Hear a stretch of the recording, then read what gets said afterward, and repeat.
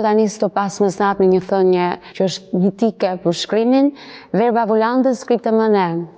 Ne themi fjala fluturon, shkrimi mbetet dhe kjo është më së legjitimuar ku ndodhemi në zemër të thesareve të bibliotekës kombëtare ku shpaloset një pjesë tjetër e këtij koleksioni të pasur, bëhet fjalë për 5 shekuj të shkrimeve të shenjta, kryesisht Bibla, që ruan biblioteka kombëtare nga shekulli 15 deri në shekullin e 14. Shpalosen një ekspozit unike në godinën e vjetër, por që ka një, le të themi, një bërtham të fortë të gjithë këtij koleksioni të pasur. Për të biseduar për këtë koleksion, rëndësinë e tij, unë kam drejtorin dhe studiuesin Piro Misha. Mirë se erdhe këtë pas mesnatë. Faleminderit Ortesën. Është magjike gjithmonë kur ndodhesh në biblioteke aq më tepër në pas mesnatë apo jo, se të kallzon shpesh, besoj, edhe duke menduar për ta shpalosur që ke patur gjithmonë synim për të nxjerrë thesaret dhe për t'i bërë të njohur për publikun, profesor? Siç e dini, biblioteka ka kaluar një sër peripecish për shkak të amortizimit, për shkak të mungesës së hapësirës, janë gjëra të njohura tani, kemi folur edhe bashkë disa herë. Më në fund tani më duket pa hapet një hapësirë, por detyra jonë është të evidentojmë në opinionin publik, të rrisim prestigjin e kësaj biblioteke, dhe gjë më e mirë është në mungesat që kemi të vëmë në dukje pasuritë që janë këtu. Pasuritë të mbledhura në 105 vjet, se si vjet kemi edhe 105 vjetorin e themelimit. Mos harrohet që është institucioni më i vjetër kulturor shqiptar, i krijuar më njëherë pas qeverisë, krijuar për Kongresit të Lushnjës. Kështu që janë puvë mpreza shtetërore që kanë krijuar këtë pasuri e cila në pjesë më të madhe kanë tentuar pa njohur gjë më sot, dhe detyra jonë është me një sër operacionesh, me një sër ekspozitash, në gjitha mënyrat ta bëjmë të njohur. Është një vlerë, kemi në mënyrë enfatike kemi përdorur fjalën thesare, jo vetëm ne, shumë biblioteka i përdorin, janë vërtet thesare me të cilat çdo shqiptar duhet të ndihet krenar që e ka, sepse janë një lidhje me botën, një pjesë e kësaj ekspozite. Pjesa tjetër është historia jonë. Bibliotekat kombëtare kudo kanë detyrë kryesore të ruajnë kujtesën kolektive për sa i takon asaj që është shkruar. Dhe në të vërtetë, le të themi, shkrimi i shenjtë është i lidhur ngushtë edhe me librin e parë shqip, me Shari Gjon Buzukut. Librat e parë shqip, me librat e shkruar nga priftëri, kanë bënë situatën, janë tre figure, 3 B të mëdha të historisë sonë, të 3 librat janë me karakter fetar, është e kuptueshme në atë kohë dominonte feja, ishte tepër e rëndësishme, dhe në to, pavarësisht se nuk janë biblat mirëfillt, as libri me Shari Gjon Buzukut, as librat e Bogdanit, as të Budit, në to ka element të rëndësishëm nga biblat. Kështu që po dhe studiuesit i kanë përcaktuar ato prapë si përkthimet e para të Biblës, aty kemi përkthimin e parë në shqip të pjesëve të rëndësishme të Biblës, jo të përkthimin total, ai vjen shumë më vonë, në shekullin 19, por përkthimet të rëndësishme që kjo ekspozit, pjesa e dytë e saj fillon pikërisht me këto figura. Ta nisim tek pjesa e parë, le të themi tek këto koleksione të rralla. Cila është Bibla më vjetër që ruhet në bibliotekën kombëtare dhe në çfarë gjuhe, sepse librat e parë i kemi nga vendet europiane, kryesisht Greqia, Italia, Franca. Kur flasim për vendin e veçantë, kjo ekspozit është për vendin e veçantë, ka vetë Bibla në historinë e qytetërimit botëror, po akoma më shumë qytetërimit evropian, po dhe të Shqipërisë, të rrojnjve tonë historike. Këtu janë dhe një gjë tjetër të kësaj që dhe numrat nuk janë gjithçka, po janë të rëndësishme. Këtu janë të ekspozuara 452 ekzemplar. Ky është koleksioni apo është më i pasur? Koleksioni është më shumë, po ne kaq kishim mundësi, sepse hapësirat tona janë të kufizuara, por dhe një seleksion, një përzgjedhje duhet. Unë pash tani në sallën ku kemi mbledhur përpara librat, është një numër mjaft më i madh. Por këtu janë pjesa më e rëndësishme. Për sa i takon pyetjes tuaj, ekzemplarët e treguar këtu janë që nga 1400, më fal, domethënë shekulli 15, janë rreth 8 libra të cilat janë përpara shtypshkruajtës Gutenbergut, domethënë libra që quhen inkunabla, që janë mjaft të vlefshme, dhe janë 3 për të cilave janë libra të Shënt Agostinit, një shenjtë që me sa duket edhe në Shqipëri duke qenë më i rëndësishëm se ç'është tani, sepse kemi 8 libra të tilla të vjetra të Shënt Agostinit, por është një pjesë të rëndësishme, por të gjitha janë të rëndësishme, nuk mund të veçoj një libër të vetë, nuk të ishte e drejtë. Këtu janë ekzemplar me një gjeografi mjaft i gjerë, që fillojnë nga librat e shtypur në Itali, sidomos në Venecia dhe në Rom, që kanë qenë qendrat kulturore të Evropës në atë kohë, po janë në Paris, disa nga librat më të rëndësishëm, në Bruxelles, në Zvicër, në Gjermani, tjerë për të shkuar në disa libra që janë po aq interesant, Biblat e para të shtypura me alfabet arab. që në perandorinë osmane, po jo vetëm, sepse kemi për shembull një Bibël mjaft të rëndësishme, të shtypur me alfabet arab në osmanisht në Paris, e cila mban vullën e bushatlimeve, bibliotekës bushatlimeve. Kështu që shumë e rëndësishme shkoj që në bibliotekën e bushatlimeve ai mbante edhe një Bibël të shkruar në arabisht, është mjaft e rëndësishme, kështu që këtu ka një gëm mjaft të gjerë, janë libra të shtypur pjesën e madhe, por kemi edhe dorëshkrime, mjaft dorëshkrime, se mos të besimit ortodoks, që janë të kishave ortodokse, të kishave dhe manastireve. Vim para shumë tek bizantine, te kultura bizantine. Jo, pas bizantine. Pas bizantine. Kemi pjesën bizantine, pa dyshim. Këtu kemi gjithçka të etapave të ndryshme që shënojnë historinë e Evropës periudhë të ndryshme. Kemi edhe Bibën e Luterit, Martëletin e Luterit, që fiton protestantizmi. Ne nuk e kemi nisur, do të sqaroj një gjë, kjo nuk është një ekspozit fetare. Ne jemi një institucion laik. Kjo është një pjesë e kulturës evropiane, kulturës botërore dhe kulturës shqiptare. Neve në vazhdim të kësaj nisme për të bërë pas asaj të botimeve veneciane, të kujtesat e mesdheut që patëm tani si vjetë qershor dhe kësaj, të bëhet ekspozit e rëndësishme e koleksionet oriental në persisht, arabisht dhe osmanisht. Kemi dorëshkrime shumë interesante që nga 1300 aq fillojnë, pastaj edhe koleksioni bizantin dhe post-bizantin. E sqarove ka pasur një keq kuptim që Biblioteka Kombëtare bën, le të themi, një ekspozit të tillë, ku ne në vërtet jemi kaq të emancipuar për të kuptuar që dhe fillesat e librit janë të lidhura absolutisht edhe në filtrimin. Kjo është pjesë kulturore dhe ne besoj pjesa ndërmuese e shqiptarëve, jo tani, po dhe në kohra shumë të hershme kanë pas zgjuar si. Por ka episode, për shembull, u habita kur një mësuese në një shkollë 8 vjeçare të Tiranës, ju kishte thënë nxënëse ne nuk shkojmë aty sepse nxënësit mysliman të mbeten të prekur. Kjo janë marrëzira, janë njerëz që s'duhet të jenë arsimin tonë, realisht. Ekzistojnë mendësi të tilla. Kjo është patjetër një njeri afër në timi se diskutuar fëmijëve në moshë 10 vjeçare të thuash gjëra të tilla është të futësh një mikrob që nëse kemi. Janë episode të sporadike, po që megjithatë mua më bëjnë përshtypje sepse është e papërfitueshme në sistemin tonë arsimor, në këtë kohë që shoqëria jonë është kaq e emancipuar të hyn gjëra të tilla që janë pjesë e kulturës tonë. Kjo është një ekspozit kulturore, historike, tregon një pjesë të rëndësishme të historisë, sepse Bibla është një pjesë mjaft e rëndësishme e historisë botërore, e cila do të jetë ignorant të thuash mysliman, jo mysliman, sepse dhe vetë myslimanët e pranojnë Ungjillin. Figurat kryesore të tij janë të përbashkëta të gjithë feve, të gjitha femet të besojnë në një Zot të vetëm që kanë lindur në mesdhe. Pastaj padyshim kanë ndarje, po këto kanë bënë me liturgjinë, kanë bënë me fen, nuk kanë bënë me ne. Një popull që ne kemi dëshmuar her pas here tolerancën fetare, bashkëtesën fetare. Është nga gjërat më të rëndësishme që kemi, me cilat ne mburemi dhe duhet ta ruajmë, dhe kjo nënkupton për të parë dhe kush është historiku jonë, sepse këto pjesa më e madhe këto libra janë ndodhur këtu. Ne nuk e kemi sjell nga jashtë, nuk e kemi blerë ne.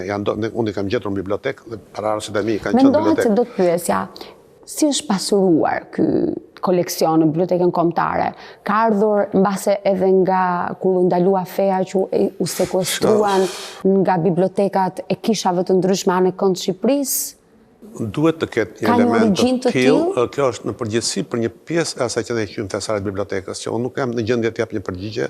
Kemi vetëm informacione të fragmentare, padyshim ka një regjistër të madh të hyrjeve në bibliotekë, që janë shënuar të gjitha hyrjet e kur kanë hyrë, por pas aksuar nga vijnë. Kjo është në shumë biblioteka të tjera. Pra, shpesh nuk e dim origjinën e koleksionit. Nuk e dim, për pjesën më të madhe nuk e dim, ka që dihet. Për shumë në shofë se shohem disa nga këto botimet që kam këtu afër, muslimanët thuhet që ka ardhur nga filan manastir. Ka lloj-lloj, është për shembull. Pra janë mbledhur në kisha, manastire? Nuk e dim, realisht. Këtu ka libra që mund të jenë dhe familje që i kanë pasur për koleksionistë, për shembull. Këtu kemi një Biblën e parë, ndoshta në alfabet arab, që ishte në Bibliotekën e Bushatlimeve. Siç e di, ne kemi Bibliotekën e Bushatlimeve në 160 dorëshkrime, midis tyre ka dhe një Bibël.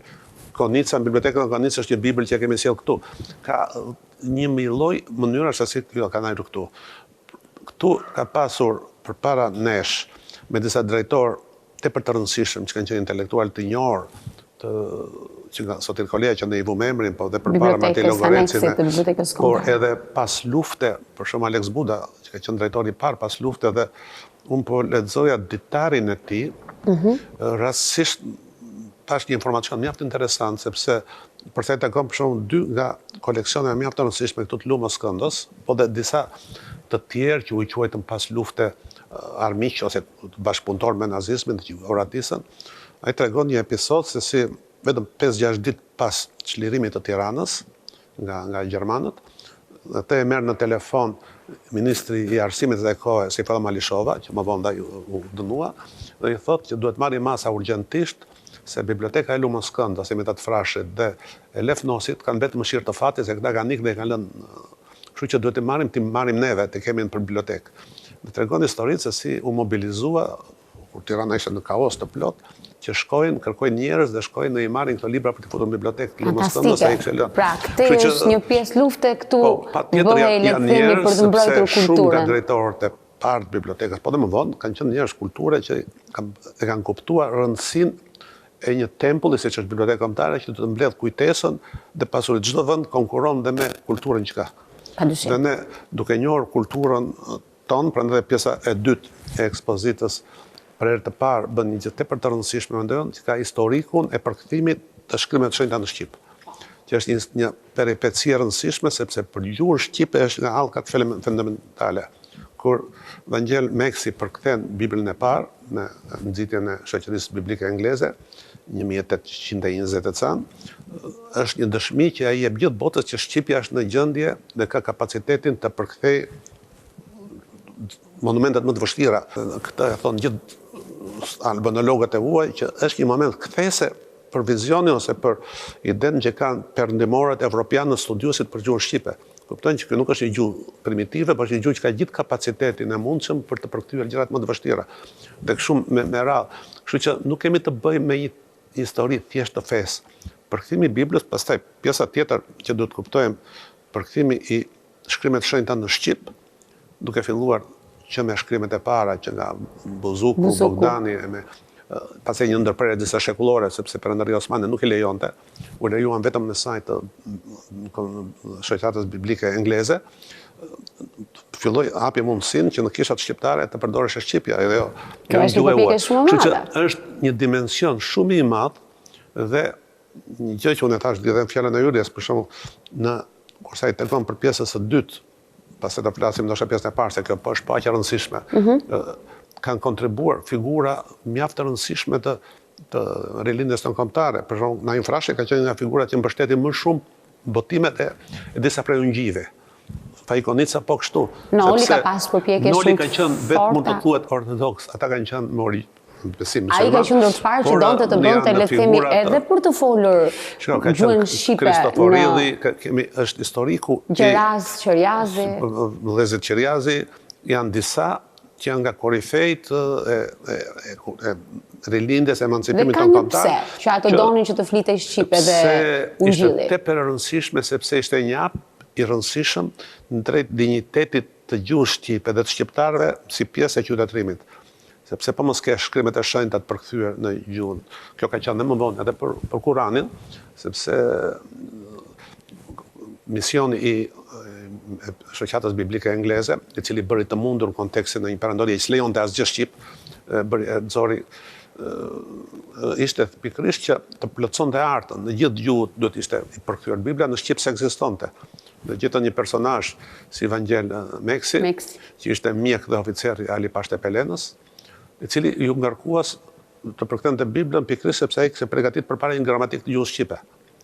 Dhe Vangel Meksi vetë ndërkohë plas kryengritja greke kundër osmanëve dhe Vangel Meksi bashkohet kryengrit dhe vritet dhe nuk arriti ta shohë në të gjallë dhe Biblën e parë në gjuhën shqipe të plot e botohet me ndihmën e një peshkopi në Korfuz, i cili ishte origjinë shqiptare, Gregor Gjero Kastriti. 1827 janë aty gjitha këto librat. Botimi i parë. I dyti kur është? Janë pas disa vitesh e botohen disa herë, sepse është ribotohet disa herë. Pastaj fillojnë me radhë përkthime sepse bëhet një nga detyrat e rilindjes tonë kombëtare, përkthimi dhe i shkrimeve të shenjta për disa arsye për treguar kapacitetin e gjuhës shqipe, që gjua ishte elementi kryesor ku për qëndruar rinjtjen kombëtare, por edhe për ta çliruar liturgjinë shqipe nga gjuhët e tjera, nga ndikimet e fqinjve që kishin qëndrime të tjera. Kështu që është një histori shumë komplekse që nuk duhet të jashtuar dhe që ne jemi munduar të japim të plot me botimet origjinale, sepse është vetëm vend ku këto botime ndodhen. Po, do ndalëm pak edhe tek mënyra se si realisht libri shihet edhe si vepër arti. Dhe kjo vjen e dëshmuar më së miri edhe në formën që janë bërë biblat apo jo që kemi këtu. Patjetër. Kemi edhe vepra unike, si ju thatë kemi përpara Gutenbergut, që bëshin dhe në formë artizanale, që kishin dhe një kosto dhe një rëndësi të veçantë edhe në aspektin estetik. Pra libri nuk ishte vetëm thjesht përmbajtje, po ishte edhe formë, apo jo? Gjithë librat në mesjet duke qenë libri një diçka e rrallë, e shtrenjtë, për aristokratinë, çdo njeri mund ta kishte librin. Prandaj kanë ato forma aq të mëdha ndonjëherë, janë vepra arti shpeshherë. Jo gjithmonë është arritur të ruhet. Disa prej librave, për shembull, kopertinat e tyre janë dëmtuar sepse s'ka qenë koncepti edhe këtu. Në komunizmin vinin kopertina të tjera të ndryshme. Dhe kopertina është një gjë që tani edhe unë e kam mësuar duke mos qenë bibliotekar me përhardhje, që në biblioteka tjera që nga gjërat më të rëndësishme është pjesë integrale e librit. Dhe librat janë gjëra të bukura, përfitroja një pjesë të shkruara me dorë nga Murgjer, me një kaligrafi që vetëm ajo është diçka magjepse, ose libra të cilët janë shoqëruara me vizatime, sepse në mungesë të fotografisë, imazhet janë vepër piktorësh. Ne jemi munduar të paraqesim disa prej imazheve dhe të riprodhuara të librave. Edhe shkrimet vijnë në forma të ndryshme, kanë dekorime edhe është një fushë që ka pafund. Për shembull, gjatë bashkëpunimit që patëm me Bibliotekën Kombëtare të Firences, që kuratore e ekspozitës për Venecian, për librat botimin veneciane ishte drejtoresha e kësaj ekspozite, ajo duke parë librat këtu na hapi një horizont tjetër. Shumë nga këto librat mesjetare kanë shënime të komente nga ata që i kanë pasur. Nga shkruesit? Ka shumë shkrues, nëse shep shumë aty, janë shkrues dhe kanë faqe të tëra të shkruara. Dhe në fakt kur i shikon ka një dizenjo të mahnitshme. Do bashkëpunoj me ta për të lexuar sepse ka gjëra shumë interesante. Për shembull, një libër aty që është mjaft i vjetër, rastësisht duke përkthyer me Google Translator, mund ta shikoj me kamera më poshtë, shkruante unë mbreti që kam pretendime të bëm perandor, dhe aty atëherë del që mund të jetë një personazh. Duke diskriptuar shkrimet e atyre që kanë bërë librat, kudo ka shumë shkrim. Është një fushë, i jep informacione historike, ajo në ata që është në bibliotekat e mëdha evropiane, kjo është një fushë shumë e rëndësishme. Ne skemi kapacitete. Deskriptimin e shkrimeve, domethënia e tyre historike, sepse shpeshherë ata që kanë bërë këto komente, libri ishte diçka e rrallë, diçka tavolinë nuk lexohesh në shtrat, sepse shoh një libra janë shumë të mëdha, dhe ata që kanë bërë shpeshherë mbanin shënime anash, shënimet mund të jenë komente, ne si dim, sepse peripecia e librit është një histori më vete të kaluar në duar të ndryshme gjëra që kanë mbritur në Shqipëri, në një vend si Shqipëria. Por kjo është një fushë që ne s'kemi bërë akoma asnjë studim, ne s'kemi as kapacitete. Është rëndësishme, profesor, që të diskriptohen edhe këto shkrimet të shënimeve që kanë të libra? Është fushat e caktuara, tani jemi te konkluzionet të formalizimit të marrëdhënieve me Bibliotekën Kombëtare të Firenze, që biblioteka më e vjetër në Evropë, që është shumë e rëndësishme për pasurinë që ka, që të ketë bashkëpunim që nuk kuptoj qoftë dhe specializim punonjësve tanë atje, por dhe këto fusha, dërgojnë specialistët tyre për të... Ne kemi këtë... Kjo është një bërja këtyre ekspozitave, është një shkollë për neve, sepse gjërë më sot nuk është vënë rëndësia aq shumë sa që duhet asaj gjë që s'është lidhur me narrativën shqiptare. Narrativa shqiptare është detyra kryesore e bibliotekës. Po ka pjesë të tjera që janë poq të rëndësishme, sepse përmjet këtyre gjërave të tregosh shqiptarëve që ne kemi pas lidhje me Evropën, me botën e parë. Nuk e dim nga vinë këto libra, po kanë qenë familje shqiptare, në institucione shqiptare, një pjesa dërmuese nga personalitetet të shuara të rilindjes. Dhe kanë qenë këtu që tregon që ka pasur këto lidhje. Kanë pasur shqiptarët kanë qenë të interesuar të dinë ç'bëshe në Evropë të merrnin libra. Kjo tregon edhe një kulturë të madhe që kemi, se nëse ne jemi në të njëjtën linjë siç ishin vendet europiane, të kemi një koleksion të tillë. Kemi pas në periudha të caktuara, sepse mos harrojmë që në 85% e shqiptarëve s'dinin shkrim e këndim.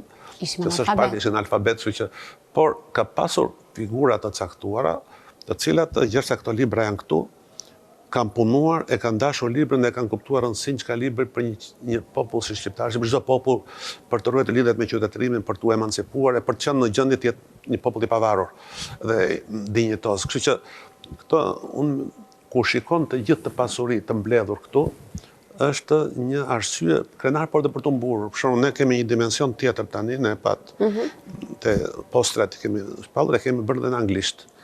Sepse na rezultoi nga për herë të parë bëm këtë në qershor kur ishte kujtesat e mesdheut, që kishim një ekspozit për kush nuk e ka parë, që në kuadrin e shpalljes së Tiranës, kryeqytet kulturor i mesdheut, tregon qytetrimet e ndryshme që kanë ndikuar për të formuar atë quhet kulturë mesdhetare sot, që nga greko-romakët, bizantinët, Venecia, kështu me radhë gjatë te qytetrimet osman ose oriental e me radhë, pam që kishte aty e vumë anglisht, pati një interes të madh nga turistët që vinin këtu. Me numri po ishte afër 2000 veta, kështu që tani po e vazhdojmë këtë gjë sepse është një mënyrë për të treguar dhe të tjerëve që mund të kenë paraqitje që ky vend është shumë më kompleks se ç'mendohet, ka një lidhje historike me Evropën më të vjetra dhe është pjesë e këtij qytetërimi. Ka pasur dhe këtu elita, të cilat kanë qenë të orientuara drejt kulturës, drejt qytetërimit, drejt njohjes, ndaj librit, kështu që janë të tëra me rëndësi.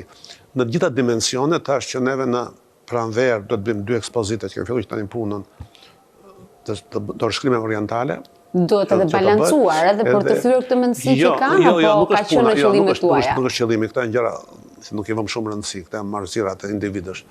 Problemi ne do të tregojmë atë gjithë ato që kemi këtu.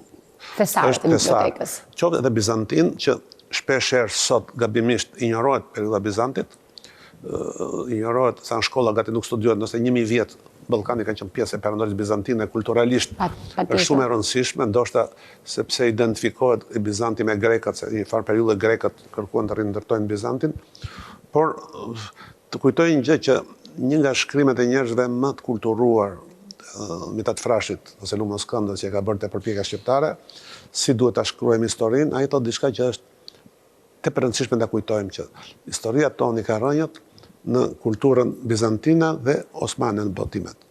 Kështu që ne duhet të mbledhim sa më shumë botime të tyre dhe të kemi njerëz të formuar që të mund t'i lexojnë dhe të mund t'i studiojnë. Kjo shpjegon që këtu ka, mendoj, një koleksion aq të madh librash lidhur me Bizantin, autorët bizantin, gati një pjesë më të rëndësishme ne i kemi në botime të ruajtura mjaft mirë, jo botime origjinale, botimet e botura në Evropë. Në sa gjuhë janë këto bibla?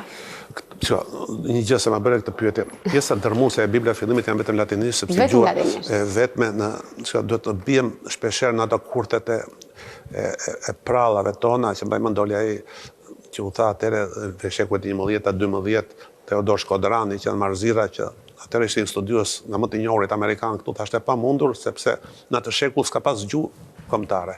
Ishte latinishtja vetëm. Në gjithë Evropën janë latinisht, pastaj vonë fillojnë ose greqisht. Këto janë 2 gjuhët që janë të shkruara. Pastaj fillojnë gjuhët kombëtare.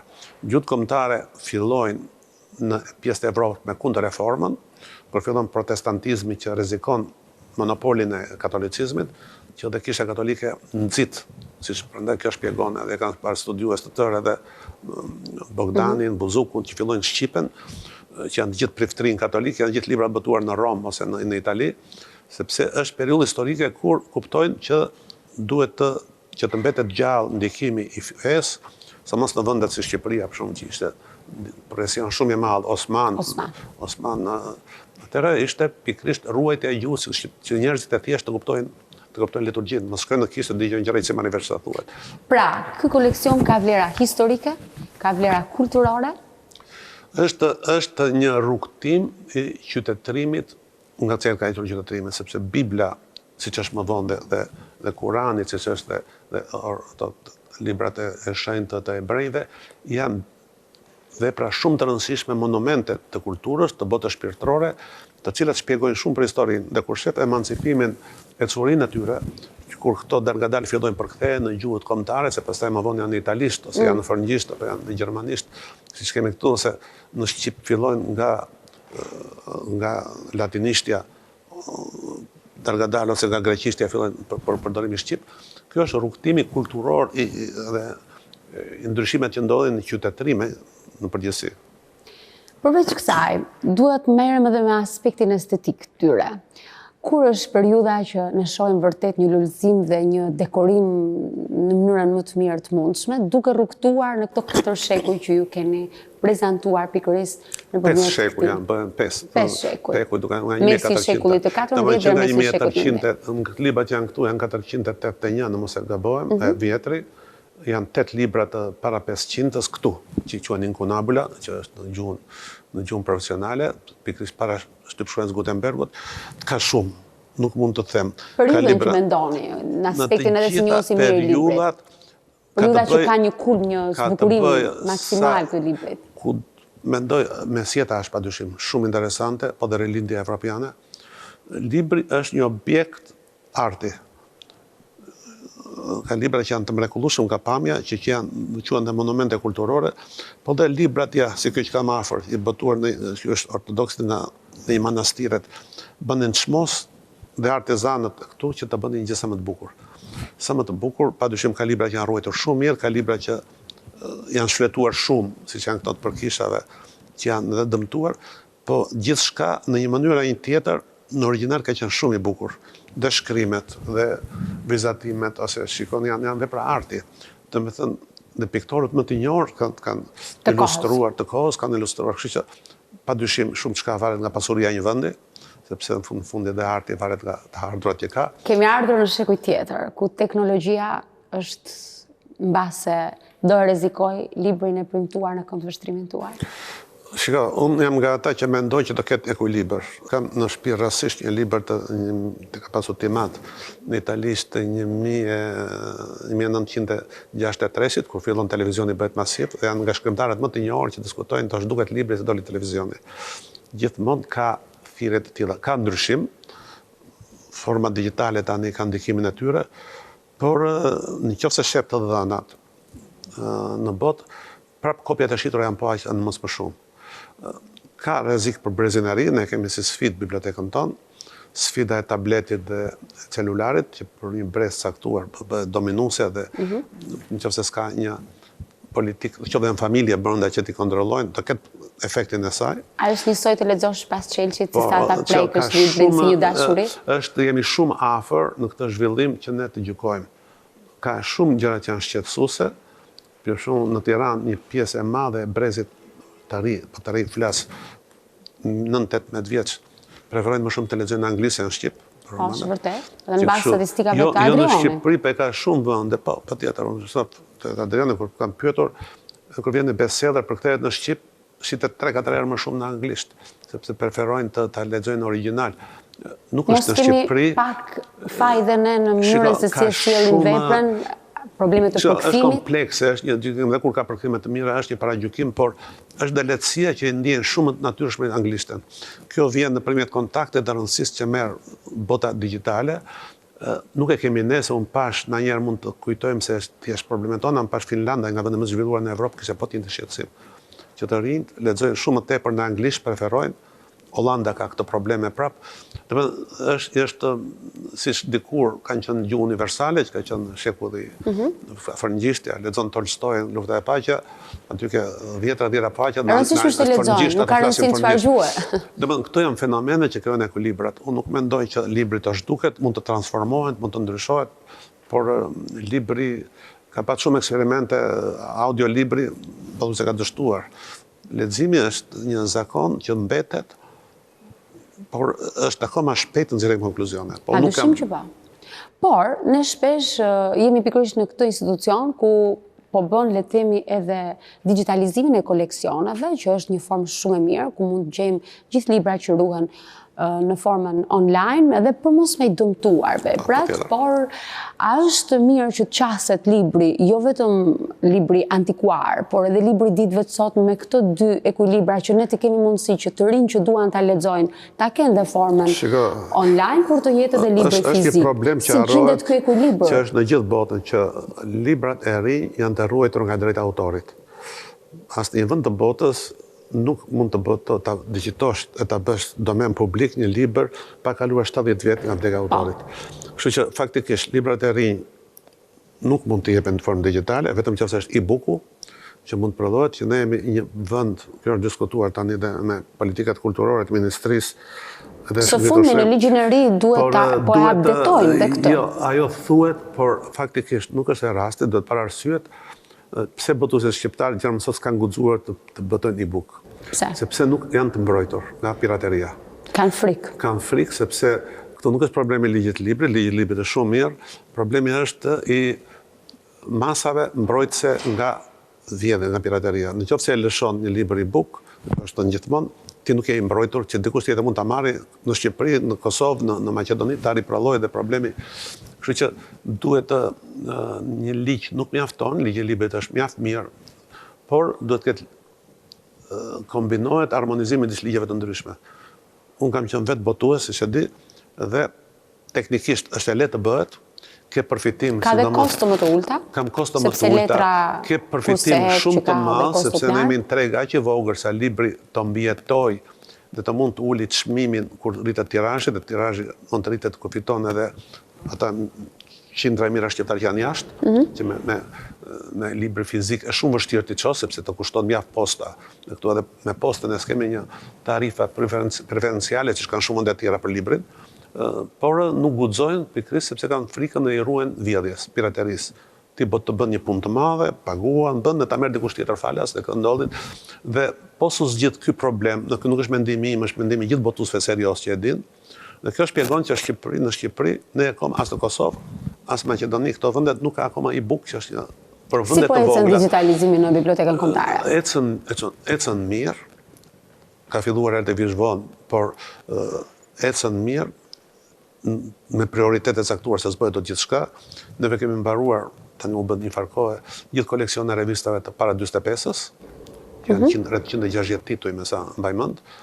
Tani po jepet prioritet fletoreve zyrtare, sepse ju interesojnë shumë njerëzve, sepse kanë dhe çështje pronash e gjëra, sepse edhe për të ruajtur dhe ecën mirë, zgjidhëm një problem teknik, më në fund para mendimën e UNOPS-it, kur u bë që në satir kolegë, që na dhanë atë skaner të madh për dimensionet e mëdha të gazetave, që si bënim dot, dhe që zgjidhej njëkohësisht problemin e digjitimit të antikuareve, të cilat nuk pranojnë dritë, sepse dëmtohet, po duan një metodë tjetër dhe jemi mirënjohës UNOPS-it për gjithë të ndihmë që na dha. Për këtë UNOPS-it pjesë e Bashkimit Evropian na dha për këtë dhe për laboratorin e restaurimit, që kaluam nga periudha parahistorike, gjërat të kemi folur bashkë. Restaurimi ishte shumë artizanal, shumë primitiv? Ishte jo shumë primitiv, po nuk mund të ishte i afekshëm për të ruajtur dhe restaurimi në çdo bibliotekë është nga sektorët kryesor. Është nga sektorët kryesor se ky libër nuk mund të ruhet dot, nëse vazhdimisht nuk i nështrohet rishikimit pikërisht. Tani ne kemi bërë një protokoll këtu që para çdo ekspozite shikohet bashkë me sektorin albanologjisë çdo libër, nëse ka nevojë shkon për restaurim, sepse përndryshe harrohet, dhe pas çdo ekspozite do të shikojmë prapë nëse ka nevojë për restaurim, sepse janë të ruajtur mirë, profesor, këto në qenë se janë mirë, ka padyshim mund të ketë vërejtje, ka janë të ruajtur mirë.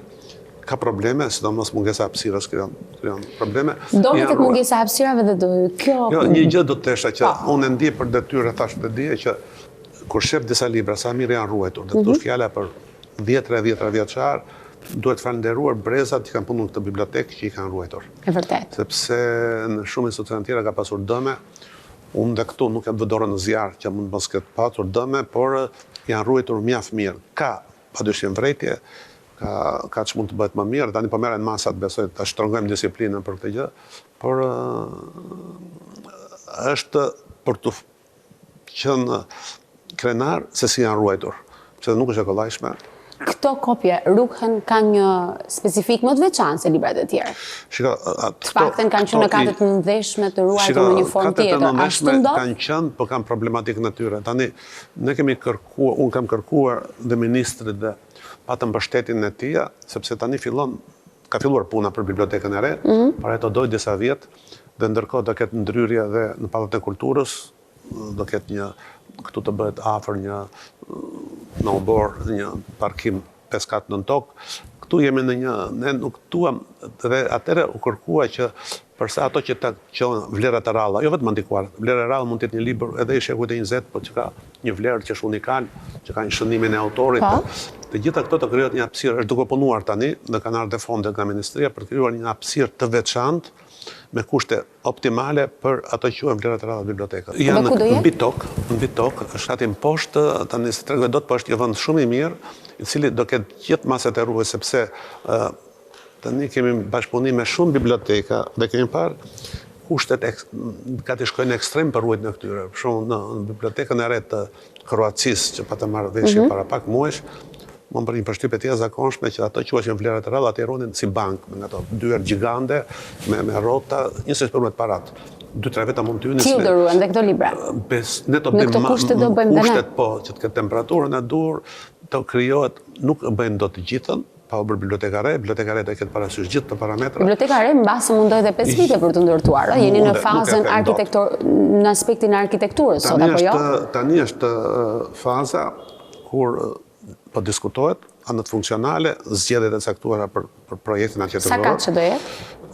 Nuk e di, pa hapësira është goxha e madhe. Sa është hapësirë? Sepse nuk ta them dot se mbaj shifrën dot, por është shumë e madhe. Do bëhet aty ku u thënë në një vend tjetër të mirë Zhgarda, ku është bërë dhe qendra kulturore e fëmijëve. Aty afër që ka dhe një komunikim, sepse çfarë do ndodhë me këtë godinë historike? Shiko, e mira është që me sa më jam informuar nga Ministri i Kulturës, por dhe nga strukturat që merret me këtë bibliotekë, edhe këto ruhet. Ne patëm një ide që do ruhet si pjesë e bibliotekës kombëtare, por duke ndryshuar funksionin, sepse ishte një propozim që u bë edhe kryeministrit, prej nesh që neve kemi tani këtë pasuri e cila nuk ka pse të jetë e fshehur, do të jetë ekspozuar gjithkohës, qoftë edhe për si një funksion turistik. Do jetë muzea, po më thoni kjo godi? Do jetë një lloj muzeu. Do jetë një lloj muzeu i pjesë e bibliotekës kombëtare, kështu që biblioteka do ketë 3 pjesë, do ketë sotir kolem prapë që do mbetet, me funksionin e saj dhe specifikën e saj. Do jetë kjo, padyshim duke patur ndryshime në hapësirë, jo top katet në të, jo gjithçka, po të mbetet duke ndryrë, duke restauruar, edhe të mbetet dhe biblioteka re e cila ka funksionet kryesore të një biblioteke. Me pak fjalë, me këtë që thoni ju që do ruhet, do restaurohet, hidhni poshtë edhe tezën dhe zëra që është thënë që do ketë një shëmbje të hapësirës. Këtu i lexoj me pralla, me gjëra. Unë gjatë tani sa di, dhe mund të them që e kam dëgjuar nga burime zyrtare, nuk do ketë asnjë shëmbje, ka padyshim një ndryrje në pallën e kulturës, po ndryrje krejt racionale që nuk prek bibliotekën, dhe ruhet thelbi kësaj biblioteke. Jo katet poshtë se thuhen më, që është ajo që është storage, vendi ku të bëhet bibliotekën e re me kushte shumë moderne, po kjo bibliotekë të mbetet dhe të mbetet si një pjesë e historisë, historiku të bibliotekës kombëtare, po dhe e koleksioneve permanent. Për shembull, një nga dy gjëra që menduar gjatë tani, të ketë një sallë të veçantë për librat e artit. Këtu ka shumë vepra arti, gravura, ju ke parë disa nga ekspozitës e gjykkanit, ose të ketë një sallë të veçantë që tani jemi duke diskutuar me studiantë arkitekturore që janë vërtet shkëlqyer, impresionues për profesionalizmin e tyre, të artave. Sepse edhe me shqetësuar arta duke mbetur të rrotulluara aty janë gjithë të interesuar. Pra, do ketë një ekspozitë permanente për harta, gravura dhe libra të rrallë. Duke koordinuar jo thjesht aspektin e ekspozitës, po dhe për studiusit, sepse të kesh libra artit, cilët të ketë një audiencë të caktuar specifike, një sallë kushtuar libra të artit, që është vendosur gjatë tani, një sallë kushtuar artave, koleksionin të artave. Biblioteka ka një koleksion mjaft të rëndësishëm të artave, të vjetra dhe të reja, kështu që kjo të specializim, ka një specializim, është e rëndësishme, si unë mendoj që dhe ç'është e rëndësishme në projektin që po bëhet, është që projekti të bëhet duke patur parasysh një perspektivë rreth 50 vjeçare, sepse nuk të bëhet duke patur parasysh vetëm nevojat tani, sa libra janë tani. Emergjencat që kemi, edhe me vuajtjen e hapësirave për vuajtjen e kopjeve. Perspektivën janë marrë nga studio disa modele të biblioteka më të mira në botë sot. Kush janë biblioteka që i jeni referuar? Shiko, nuk e shohim ne, është studio ka bërë studimin, ka bërë po belge, që janë profesionistë të vërtet, janë impresionues në profesionalizmin e tyre gjithë tani, se unë jam pjesë e grupit që po diskuton me ta, dhe nesër kemi takimin e radhës, që do vinë këtu. Është marrë studio e Singaporit, e Katarit, biblioteka e Athinës dhe e Minnesotës. Di që nga bibliotekat më moderne të bëra kohët e fundit, kështu që kur fritet bëhet jo vetëm godin, por edhe gjithë pajisjet brenda të një biblioteka moderne, është diçka për qenë optimist, sepse gjatë tani ka pasur shumë herë fjalë, premtime, por më në fund tani unë e shoh vetë që kam qenë nga ata që kam kritikuar më shumë. Ke qenë i pari kur ke ngjitur shkallët e kësaj biblioteke që ke marrë postin, ke thënë, unë kur ngjitem këtu, kaloj në një depresion. Dhe kështu që ndihesh optimist për kaluar edhe këtë gjendje. Jam optimist nga sa shoh gjatë tani, sepse me sa di unë dhe burimet financiare janë gjetur, është me seriozitet e me shpejtësi. Ka një fond të përcaktuar? Ka, po unë s'kam hyrë në punën financiare, pavarësisht jam në shkruajtje kontratës. Hapësira dhe lek nuk na shpjegon buxhetet caktuara ana funksionale e kësaj biblioteke, po bëhet ajo që ne kërkojmë, dhe këtë e kërkojmë jo thjesht me ne, po duke konsultuar me shumë biblioteka të tjera.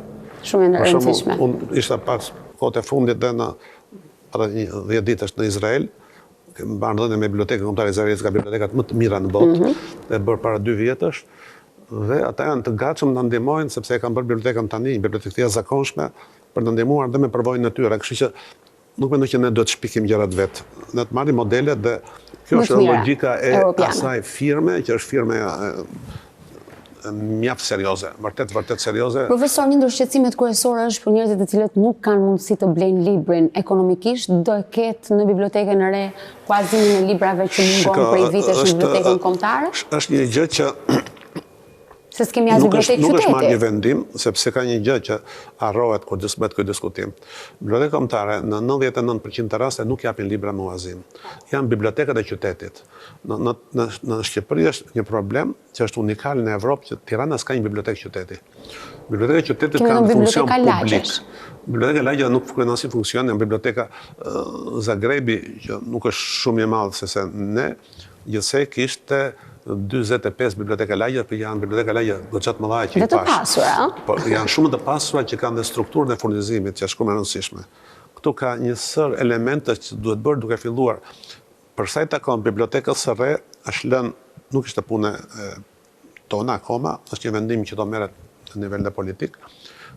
Nëse nuk do ketë një ndërkohë një bibliotekë Tirane të qytetit, që të kryej këtë funksion publik qendrore dhe njëkohësisht të zgjidhet dhe problemi i furnizimit bibliotekave lokale, dhe kjo flitet për gjithë Shqipërinë, sepse ka biblioteka... Ka qenë edhe një zgjidhje për të liruar ju për dhënë 2 kopje në bibliotekat e qyteteve, nga 5 kopjet e detyruara të çdo libri. Por ajo është problemi i fondeve, i mekanizmit për zgjedhjes të librave, jo çdo libër duhet të shkojë në bibliotekë, se ka libra shumë që botohen pas një vlerë, por që ne të dojrojmë.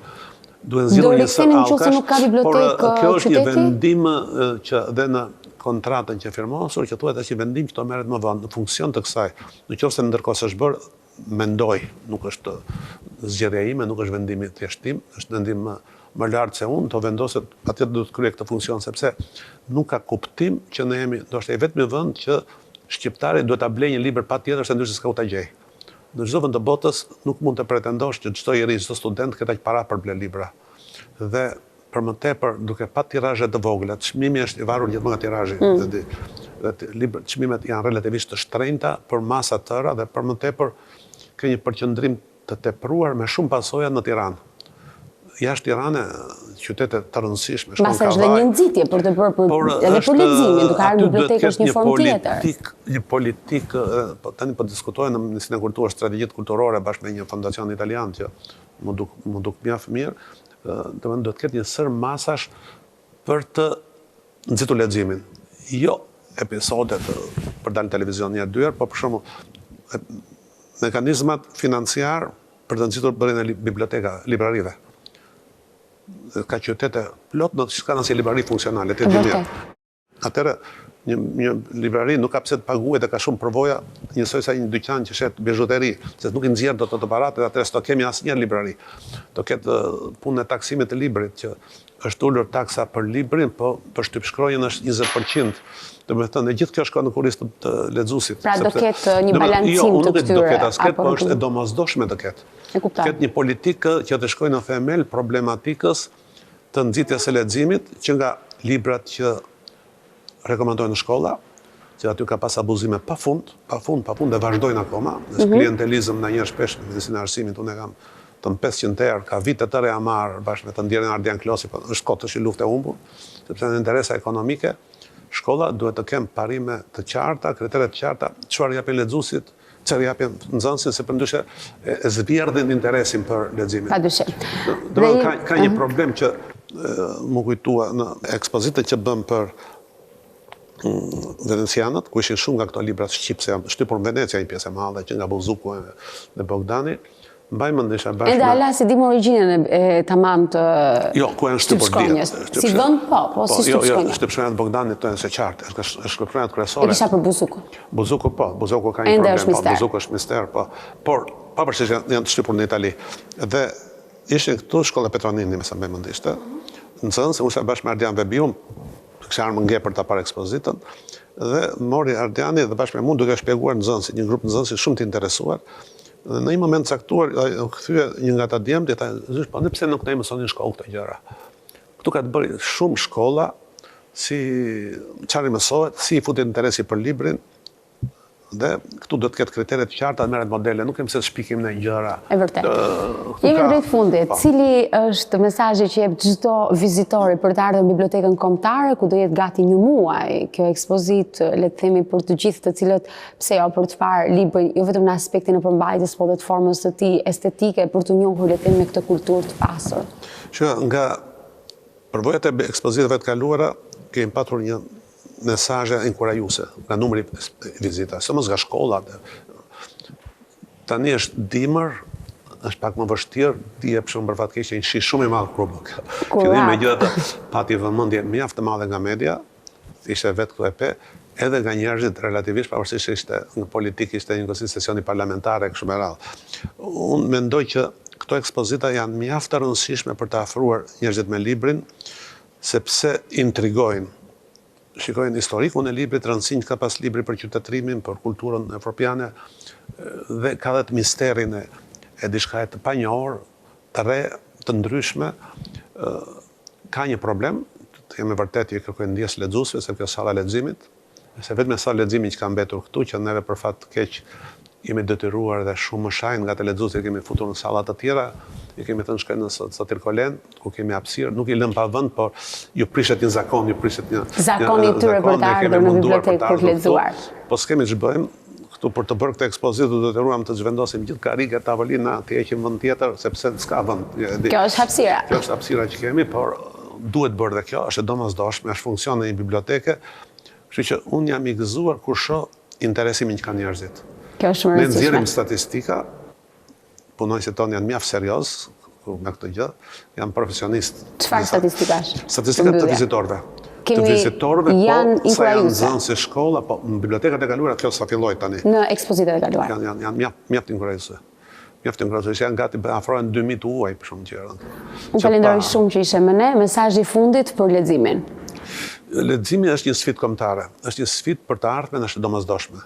Jemi një vend i vogël, e cila identitetin tonë e kemi bazuar në radhë parë gjua, dhe gjua mbetet duke u praktikuar, duke u bërë rëndësishme. Është ruajtja e gjuhës së bukur, që nga televizionet e nga të gjitha, por në radhë parë leximi. Leximi është një faktor e kanë vende si Franca, si Anglia, vende shumë të rëndësishme, japin kaq në një vend i vogël, që sfidat për cilën jemi shumë të mëdhenj në epokën e globalizmit, nxitja e leximit është një prioritet që mos bijem në klishet mashtruese që mbledhun 5 nxënës këtu i them ja po lexuan 2 gjëra. As bën asgjë. Problemi është të kuptohet që Shqipëria s'është Tirana. Shqipëria është kudo që jetojnë shqiptarët dhe kudo të kesh mundësitë të paktën të arish marrëzia në parametrat e komunizmit, ku kishte edhe në Laç, edhe në Kavaj, edhe në Peqin kishte librari, ku sot s'ka më librari. Shpresojmë që magjia e leximit mos të humbas dhe nuk ka gjë më të bukur se ta mbyllim me mesazhin leximi të pasuron shpirtërisht dhe mendërisht. Faleminderit që ishe me ne në këtë Pas Mesnat. Faleminderit për ftesën. Miq, kjo ishte Pas Mesnat. Faleminderit që na ndiqni.